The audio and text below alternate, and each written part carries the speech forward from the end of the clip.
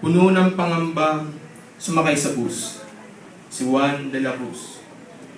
Pusturang-pustura, kahit walang laman ng bulsa.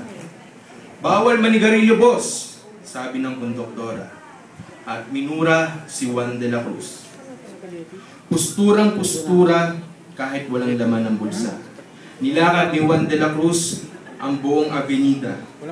Bawal pumarada, sabi ng kalsada.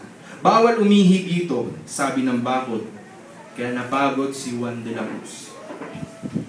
Nang abutan ng gutom, si Juan de la Cruz tumapat sa mamunluk. Inamoy ang mami siopaw hanggang sa mabusog. Nagdaan sa sine Dalisan. Tinitigan ang retrato ni Chichay. Passes not honored today. Outsu. Sabi ng takilyera, tawa ng tawa. Dumalaw sa kongreso si Juan de la Cruz. Mag-ingat sa aso, sabi ng diputado. Nagtuloy sa Malacanang, wala namang dalang kamanyang, keep off the grass, sabi ng hardinero. Sabi ng sundalo kay Juan de la Cruz. Nang dapuan ng libog si Juan de la Cruz, namasyal sa kulikuli at nahulog sa pusani.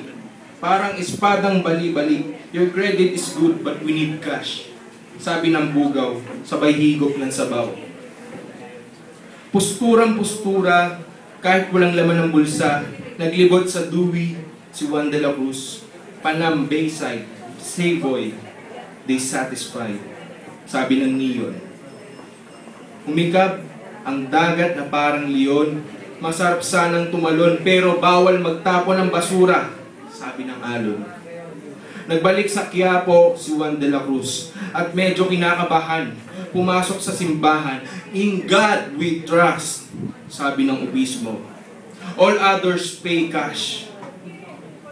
Nang wala nang malunok si Juan de la Cruz. Daladalay gulok, gula-gulanit na ang damit. Wala pa rin laman ng bulsa. Umakyat sa arayat ang namayat na si Juan de la Cruz. Wanted, dead or alive, sabi ng PC. At sinisi ang walang hiyang kabataan kung bakit sinulsulan ang isang tahimik na mamamayan na tulad ni Juan de la Cruz. Yun po ang kagala-gilalas na pakikipagsabalanan ni Juan de la Cruz mula kay Pete Lacaba.